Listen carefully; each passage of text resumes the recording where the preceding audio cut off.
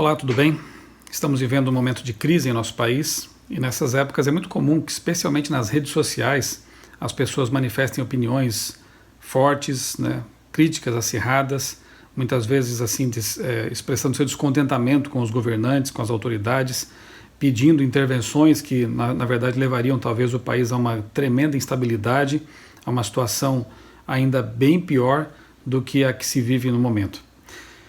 Nós, como cristãos, especificamente como adventistas, deveríamos seguir mais de perto as orientações que Deus nos deixou em sua palavra e nos livros inspirados de Ellen White.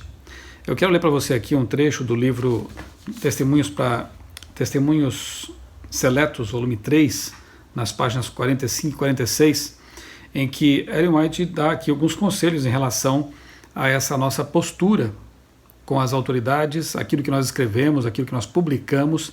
E eu creio que neste momento, especialmente, esses conselhos eles são muito importantes.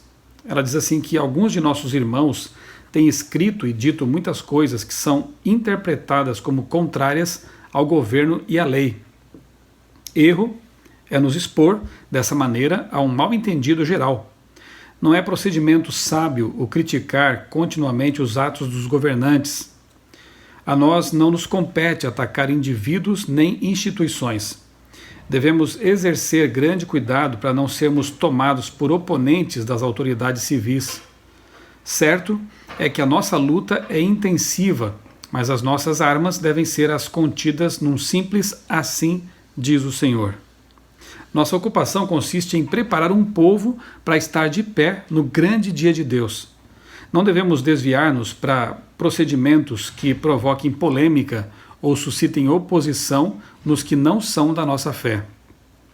Não devemos agir de maneira tal que nos assinale como supostos adeptos da traição. Devemos descartar dos nossos escritos e palestras toda expressão que, tomada isoladamente, poderia ser mal interpretada e tida por contrária à lei e à ordem. Tudo deve ser cuidadosamente pesado para não passarmos por fomentadores de deslealdade à nossa pátria e às suas leis. Não é exigido de nós que desafiemos as autoridades. Tempo virá em que, por defendermos a verdade bíblica, seremos considerados traidores.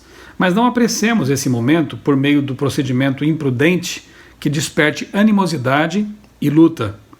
E ela diz mais: tempo virá em que expressões descuidadas de caráter denunciante, displicentemente proferidas ou escritas pelos nossos irmãos, hão de ser usadas pelos nossos inimigos para condenarem-nos. Não serão usadas simplesmente para condenar os que as proferiram, mas atribuídas a toda a comunidade adventista. Vão tomar a parte, o todo pela parte.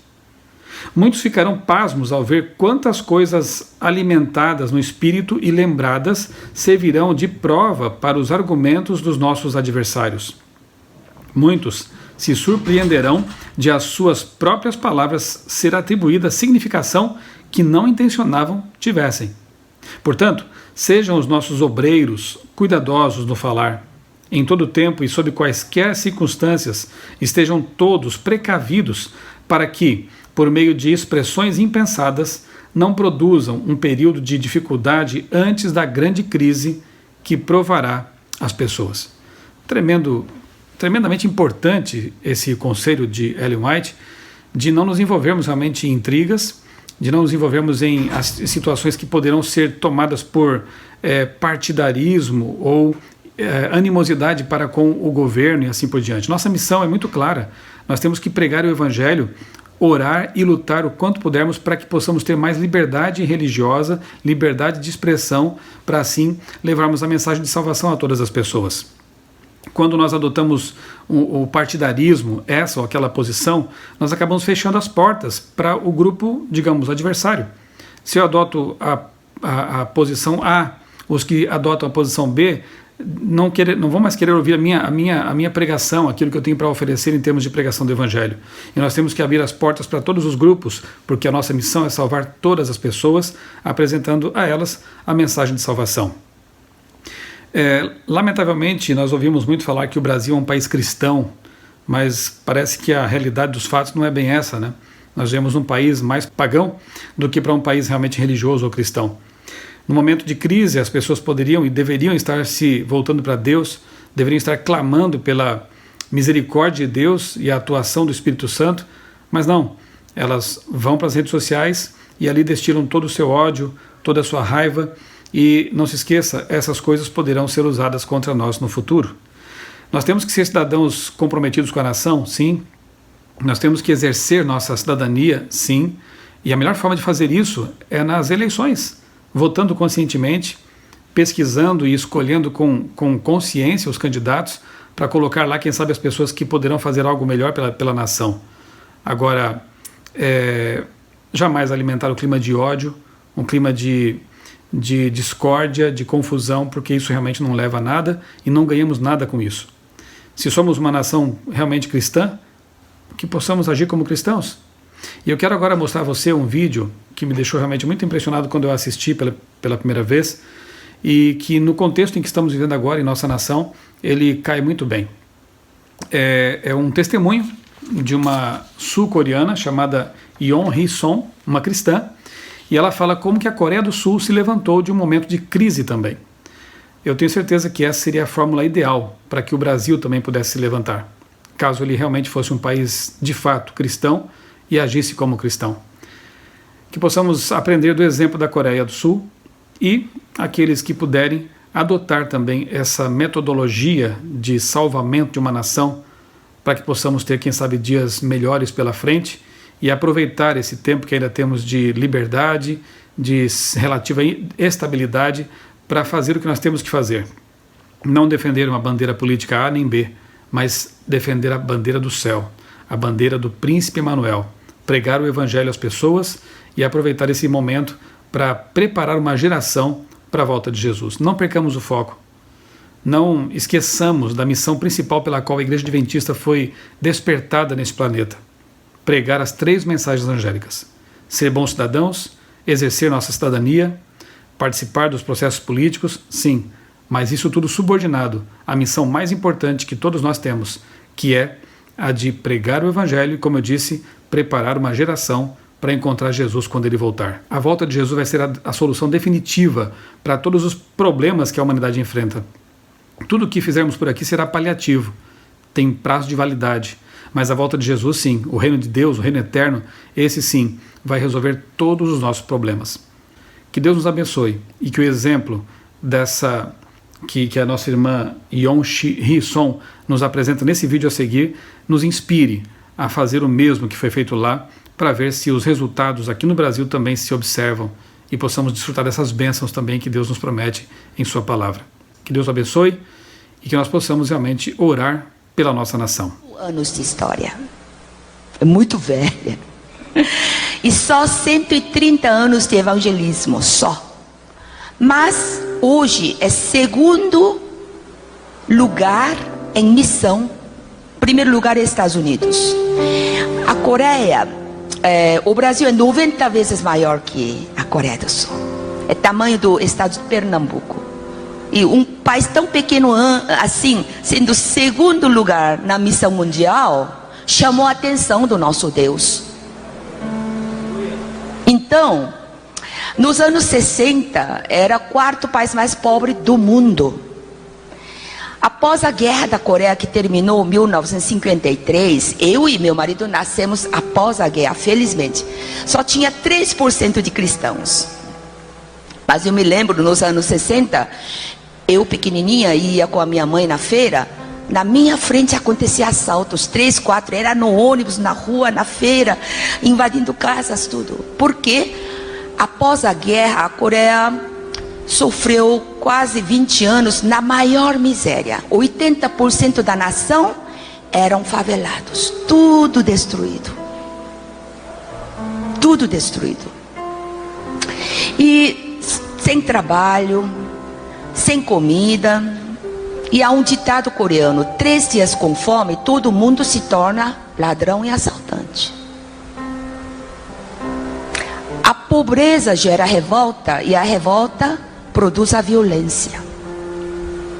Então os 3% de cristãos começaram a acordar às 4:30 da manhã ia às igrejas 5 da manhã interceder pela nação, porque nós sabemos, cristãos, temos autoridade sobre a nação.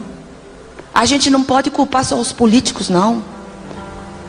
A Bíblia fala sobre que nós devemos orar pelos reis e eminentes, que quer dizer os políticos, mesmo que eles são incrédulos, porque nós temos a autoridade na boca para dar discernimento a eles, para ter o país calmo, paz social. A Bíblia fala em 1 Timóteo 2:2, devemos orar, interceder pelos reis e por todos que estão em eminência, para que tenhamos uma vida quieta e sossegada.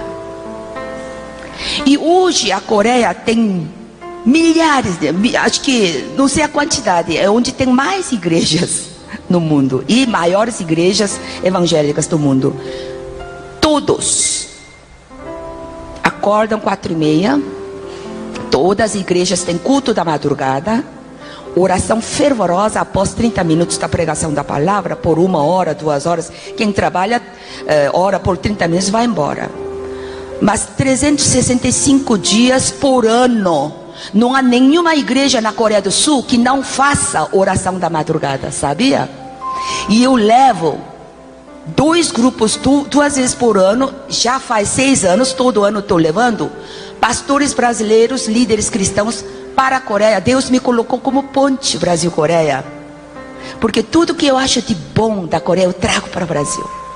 Deus sabe da cor do meu coração, verde e amarelo, apesar da minha cara assim oriental, mas Ele me investiu de autoridade para eu falar disso para vocês. Amém? O Brasil, com agora 200 milhões de habitantes, 45 milhões vivem na pobreza. Por causa que Ele me investiu da autoridade, vou falar um pouquinho. Comunidade carente ou favelados do Brasil. Então a Coreia tentou tantos projetos, mas de todos deu um projeto certo, por causa da oração, intercessão dos cristãos. Nós sempre, quando oramos em primeiro lugar para a nação. Vocês fazem isso também? E por último, por minhas coisas, por meu filho, minha saúde, por último. Primeira coisa é para a nação. Vocês fazem isso? Vai mudar a mentalidade dos os políticos brasileiros. Eles vão ficar políticos tementes. É o que os coreanos fizeram. Eram todos incrédulos, os presidentes, senadores, deputados. Mas por causa da intercessão dos cristãos, eles tiveram o discernimento, sabedoria. E mudou. Quarto país mais pobre do mundo, que era a Coreia do Sul nos anos 60 e 70, em 2 décadas, somente em 20 anos, tornou para a 12ª potência mundial que é hoje. E a oração da madrugada, eu faço questão de falar para todas as igrejas do Brasil. Já tenho 200 igrejas do Nordeste, do todo o Brasil, que já estão começando a pegar a oração da madrugada. Só vou ler algumas, porque há dezenas. Olha, em Gênesis 19:27, Abraão teve seu encontro com Deus na madrugada. Em Êxodo 24:4, Moisés teve seu encontro com Deus na madrugada. Em Josué 6:15, o povo de Deus iniciou a conquista de Jericó na madrugada. Jericó caiu na madrugada, sabia? O Mar Vermelho separou na madrugada, sabia? A ressurreição de Jesus também aconteceu na madrugada, sabia? Em Salmo 88:13, o salmista orava na madrugada. Salmo 63:1 também. Marcos 1:35, Jesus orava na madrugada. O hábito de orar na madrugada é do próprio Jesus Cristo. Marcos 16:9, Jesus ressuscitou na madrugada. Provérbios 8:17, igreja coreana ora na madrugada, diz assim: eu amo os que me amam, e os que de madrugada me buscam me acharão.